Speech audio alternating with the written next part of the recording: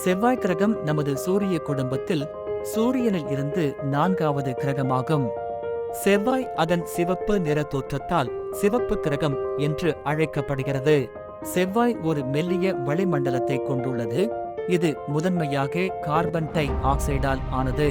செவ்வாய் கிரகத்தில் உள்ள ஒலிம்பஸ் மோன்ஸ் சூரிய குடும்பத்தில் உள்ள மிகப்பெரிய எரிமலை ஆகும். செவ்வாய் கிரகத்தின் மேற்பரப்பு இரும்பு ஆக்சைடால் மூடப்பட்டிருக்கும்.